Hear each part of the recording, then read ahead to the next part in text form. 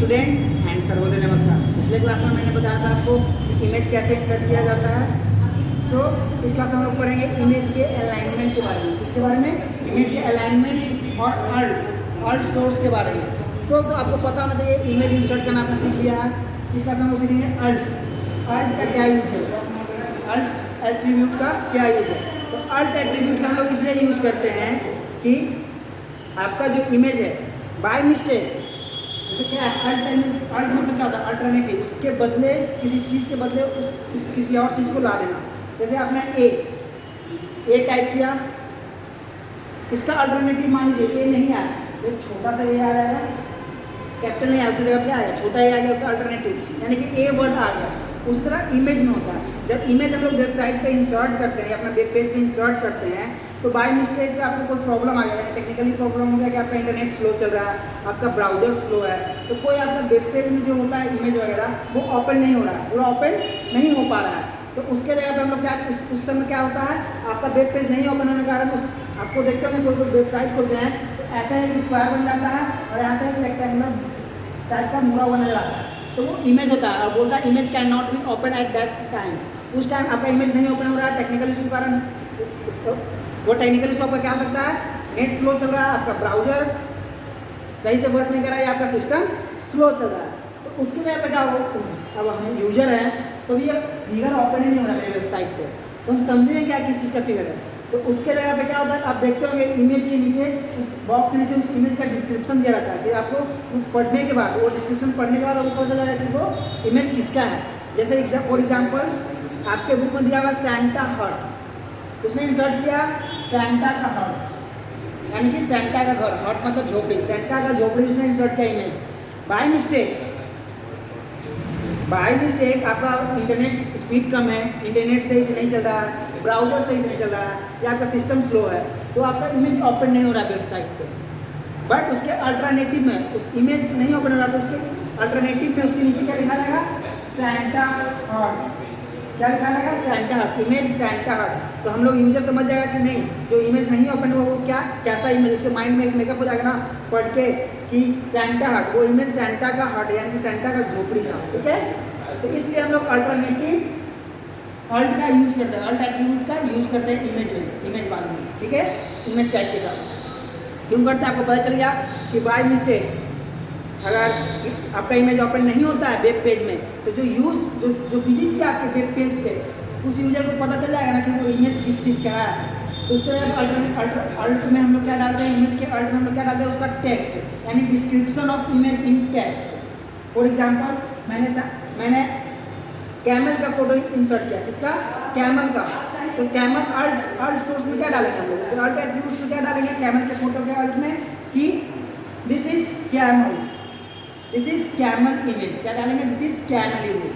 तो अगर कैमल का इमेज नहीं ओपन होता है तो उसके नीचे क्या लिखा जाएगा? This is camel image. तो यूजर को पता चल जाएगा ना पढ़ के कि नहीं, ये जो पिक्चर ओपन नहीं हो रहा है वेब पेज में नेट के कारण या ब्राउजर के कारण, तो यूजर को तो पता चलेगा कि ये कैमल का ही इमेज है, उसके माइंड में मेकअप हो जाएगा नहीं कैमल ही है। इसलिए हम लोग अल्ट का यूज करते हैं, अल्ट एट्रीब्यूट्स का यूज करते हैं। इंपॉर्टेंस पता चली गया, मैंने इतना डिस्क्रिप्शन में बताया कि इंपॉर्टेंस आपको पता चली गया। क्या है पहला इंपॉर्टेंस? टेक्निकल इशू के कारण आपका नेट स्लो चल रहा है, इमेज आपका वेब पेज ओपन नहीं हो रहा है, तो हम लोग अल्ट टेक्स्ट इसीलिए यूज करते हैं कि उसका इमेज के जगह पे टेक्स्ट का डिस्क्रिप्शन आ जाए, इमेज का टेक्स्ट में डिस्क्रिप्शन आ जाए। दूसरा इंपॉर्टेंट, ब्राउजर स्लो है उस समय भी टेक्स्ट का, इमेज का टेक्स्ट का डिस्क्रिप्शन नीचे आ जाए। तो यही इसका इंपॉर्टेंट है कि इमेज ना खुले किसी भी प्रॉब्लम का, तो वो क्या होता है? अल्ट में उसका टेक्स्ट, हम लोग अल्टरनेटिव उसका टेक्स्ट प्रोग्राम में डाल रखते हैं HTML में, जिससे मेरे वेब पेज में उसका टेक्स्ट इमेज का आ जाए। अगर नहीं ओपन हो रहा टेक्स्ट आएगा तो टेक्स्ट को ज़्यादा हाई स्पीड नेट की जरूरत नहीं पड़ती है ओपन होने में। ठीक है, अब आइए सेकेंड पार्ट। तो यहाँ पे आप यूज आइए, अल्ट का यूज कैसे करते हैं। हाँ, ये चीज़ आपको बहुत इंपॉर्टेंट है, अल्ट का यूज कैसे करते हैं। तो यहाँ पर हम लोग देखेंगे ऊपर में हमने ब्रैकेट ओपन किया, इमेज क्या है, इमेज टैग लिया, उसके बाद एक स्पेस क्या लेते हैं? एक स्पेस लेते हैं। उसके बाद सोर्स SRC सोर्स, उसके बाद क्या करते हैं? इक्वल लेते हैं, उसके बाद डबल इन्वर्टेड कॉमा, और उसके बाद इमेज सोर्स यानी कि एड्रेस, किस फाइल में मेरा इमेज सेव है, जहाँ से वो उसको लेके वेब पेज पे पुट डाउन करेगा वेब पेज में डालेगा। तो XYZ मेरा हो जाएगा, कुछ भी हो सकता है एड्रेस, इन्वर्टेड कॉमा क्लोज। उसके बाद वन स्पेस के बाद हम लोग क्या लेंगे, अल्ट, क्या लेंगे, अल्ट, और अल्ट में डालेंगे XYZ का डिस्क्रिप्शन टेक्स्ट में डाल देंगे। XYZ मेरा क्या है, camel image,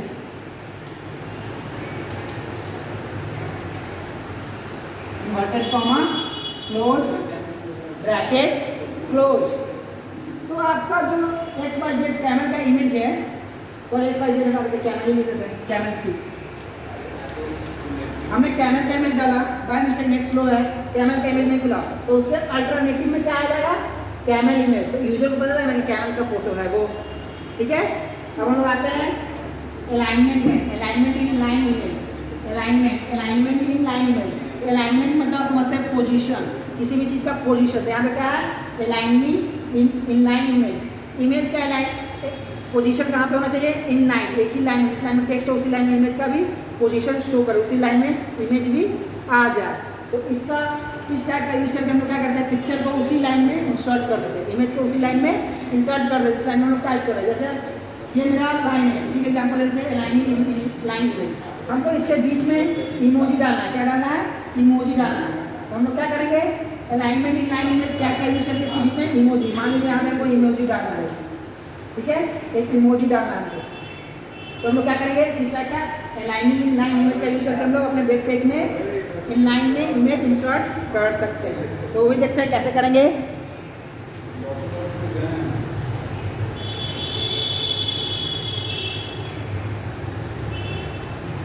aligning in line image 3 तरह का होता है।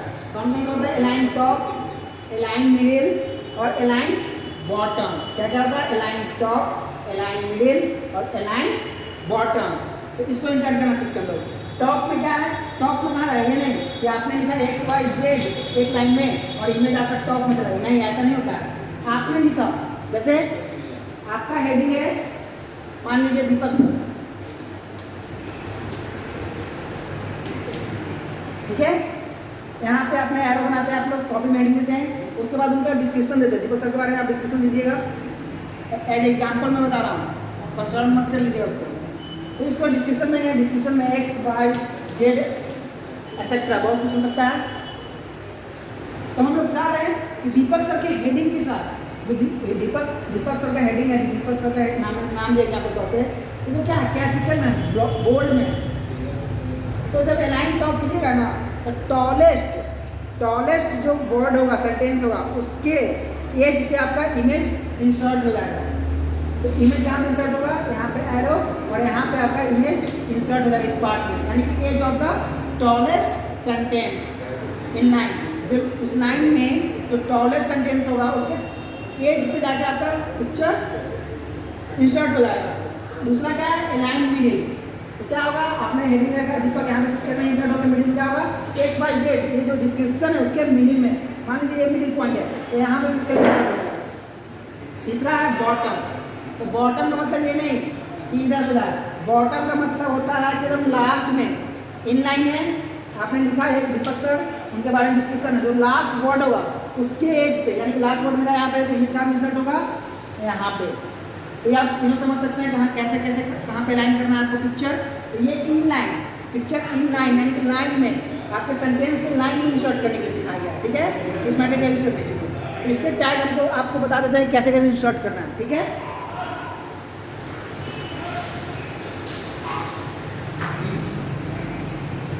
देखिए इसका टैग क्या होता है, bracket open, image source equal, source में आपको पता है XYZ आप दे सकते हैं कुछ भी, डबल इन्वर्टेड कॉमा, अल्ट आपको लेना है तो ऑप्शनल है, कोई जरूरी नहीं कि आप लीजिए, बट यूजर के कन्वेंस के लिए आप ले सकते हैं। बाई मिस्टेक नेट का कोई गारंटी है, नेट कभी तेज चल सकता है, कभी स्लो भी हो सकता है, इसलिए अल्ट का हम लोग यूज करेंगे। अल्ट हमने डिस्क्रिप्शन दे दिया ABC, ठीक है। उसके बाद स्पेस हम लोग अलाइनमेंट यूज करेंगे, क्या यूज करेंगे, alignment in line method, aligning in line method. तो उसके लिए हम लोग क्या करते हैं, क्या करते हैं, अलाइन इन लाइन ये लिखते हैं, उसके बाद इक्वल, उसके बाद इक्वल। आपको जो अलाइन करना है, टॉप करना, 3 तरह का होता है ये, टॉप, मिडिल और बॉटम। आपको जो करना है आप यहाँ पे लिख सकते हैं, टॉप, मिडिल और टॉप, बॉटम और मिडिल। आपको जो अच्छा लगता है वो ले सकते हैं, ब्रैकेट क्लोज कर सकते हैं। तो ये अलाइनमेंट वाला इमेज आपका कहाँ अलाइन होगा, ठीक है। या कहीं कहीं पे क्या होता है, किसी किसी बुक में डिफरेंट बुक में डिफरेंट तरह का दिया जाता है, पर ये बेसिक है, ठीक है। मैंने आपका बुक पढ़ा नहीं है अभी तक 10th का, उसमें कौन सा मैथड दे रखा है, बट ये बेसिक है, ये भी काम करता है, ये बेसिक है। और हायर एजुकेशन में ये आपको जाके यूज करना होगा। पर डिफरेंट बुक में डिफरेंट मैथड दिया है। कहीं कहीं बुक में क्या है, अलाइन इमेज के साथ ले लिया है। कैसे, for example image align in line equal. तो ये बताइए गलत है। कहीं कहीं क्या होता है, कुछ बताते हैं पर ये काम करता है, पर कहीं हर जगह जनरल फॉर्म में काम नहीं करेगा। क्यों, क्योंकि देखिए इमेज के बाद आपने सोर्स नहीं दिया, एड्रेस नहीं दिया, तो वो इमेज लेगा कहाँ से, उसको पता कहाँ चलेगा कि इमेज वो है कहाँ, पता चलेगा उसको। HTML आप क्रिएट कर रहे हैं वेब पेज, तो वो उठाएगा कहाँ से इमेज। इसीलिए ये हर जगह काम नहीं करेगा, कुछ प्रोग्राम में आपका वर्क करना बंद कर देगा। तो मेन यही है, इसी सिंटेक्स को आप फॉलो करके अपना प्रोग्राम को राइट कीजिएगा, अपने वेब पेज को क्रिएट कीजिएगा, ठीक है। दूसरा अलाइनमेंट आपका टाइप से आपका फ्लोटिंग इन लाइन इमेज। क्या है, फ्लोटिंग इन लाइन इमेज। तो फ्लोटिंग इन लाइन इमेज क्या है, फ्लोटिंग इमेज। तो फ्लोटिंग इमेज 2 तरह का होता है। कितने तरह का होता है फ्लोटिंग इमेज, 2 तरह का, एक राइट, दूसरा लेफ्ट। 2 तरह का होता है, राइट अलाइनमेंट और लेफ्ट अलाइनमेंट। तो इस तरह का हम लोग कब यूज करते हैं, फ्लोटिंग इमेज इंसर्ट कब करते हैं हम लोग, जब हमको एक पैराग्राफ, जैसे आपने एक कंटेंट लिखा है पूरा इतना बड़ा, और आपको चाहिए कि इस पैराग्राफ के लेफ्ट या राइट साइड में फोटो इंसर्ट कर दीजिए। मेरा ये पैराग्राफ है और मेरा फोटो इधर हो, राइट साइड में हो, क्या हो, राइट साइड में। तो उस समय हम लोग क्या करेंगे, वो अलाइनमेंट इन लाइनिंग मेथड ही यूज करेंगे। कौन सा टाइप यूज करेंगे, फ्लोटिंग इमेज। कौन सा यूज करेंगे, फ्लोटिंग इमेज। इसमें 2 तरह का अलाइनमेंट होता है, लेफ्ट और राइट। तो वहाँ पे आपको फ्लोटिंग नहीं लिखना होगा, वहाँ इन लाइन लिखते थे ना, तो यहाँ पे क्या लिखना होगा, अलाइन। इसका सिंटेक्स है अलाइन,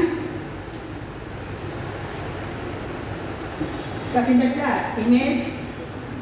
आप खुद बना सकते हैं, आप सिंटेक्स इतना मैं पढ़ा चुका हूँ आपको। X by Z align right equal to और ब्रैकेट क्लोज। राइट में आप देख सकते हैं राइट अलाइन, क्या करेंगे, अलाइन राइट, सॉरी सिंटेक्स मान लीजिए, अलाइन इक्वल टू राइट। वहाँ पे अलाइन इन लाइन लिखना जरूर लिखते थे हम लोग, बट यहाँ पे हम लोग नहीं लिखेंगे। यहाँ पे क्या लिखेंगे, अलाइन इक्वल राइट या लेफ्ट। वो समझ जाएगा कि आपको कहाँ पे फोटो पिक्चर डालना है, तो वो समझ जाएगा। जब आप अलाइन सब इन लाइन नहीं लिखिएगा ना, तो वो समझ जाएगा कि आपका जो इमेज है वो लाइन में इंसर्ट नहीं करना। आपका इमेज क्या है, पैराग्राफ पे जो भी कंटेंट आपके वेब पेज में पैराग्राफ में लिखा हुआ है, उस कंटेंट के लेफ्ट में इंसर्ट करना है या राइट में करना है, ठीक है। इसके बाद आपका होता है सेंटरिंग, इमेज का सेंटरिंग। आपने इमेज इंसर्ट कर लिया, तो सेंटरिंग कहाँ पे आता है, सेंटरिंग आपका फ्लोटिंग इमेज में। जैसे फ्लोटिंग आप पैराग्राफ में लेफ्ट या राइट में डाल रहे हैं, तो आपका इमेज सेंटरिंग कैमल इमेज है, तो मान लीजिए कैमल का इमेज यहाँ से स्टार्ट हो गया और इतना मार्जिन छूट गया, छोड़ दिया गया। तो सेंटरिंग का मतलब क्या होता है कि वो इमेज यहाँ ना आके, अपने राइट में लाइन कर रखा, वो इमेज यहाँ पे ना आके तो सेंटर में मेरा इमेज बन जाए। क्या बन जाए, सेंटर में इमेज आया, तो उसका सेंटरिंग हम लोग यूज करते हैं। तो उसके लिए हम लोग क्या करेंगे, align right, align centre right. यहाँ पे क्या लिखेंगे, अलाइन सेंटर राइट, ठीक है। तो आप अपने बुक में सिंटेक्स दे रखा है, आप अपने बुक के सिंटेक्स को याद कीजिए और उसको लिखिए बार बार। सिंटेक्स जितने भी आपके बुक में HTML उसको लिखिए, याद रहेगा, तभी आप वेब पेज क्रिएट कर पाइएगा, प्रोग्राम राइट डाउन कर पाइएगा। क्योंकि ये प्रैक्टिकल चैप्टर है। आपके पास अपना सिस्टम या लैपटॉप वगैरह है या कंप्यूटर, तो आप इसको टाइप करके देखें। एक बार प्रोग्राम को देख के टाइप कीजिए, आउटपुट लाइए। दूसरी बार प्रोग्राम को बिना देखे टाइप करने की कोशिश कीजिए, ठीक है। तो आज के क्लास हम लोग यहीं पे खत्म करते हैं। अगले क्लास में हम लोग बॉर्डर के बारे में पढ़ेंगे, इमेज में कैसे बॉर्डर इंसर्ट किया जाता है। Thank you. मैं फिर से बच्चों से अनुरोध करता हूँ घर में रहे, सुरक्षित रहे। धन्यवाद।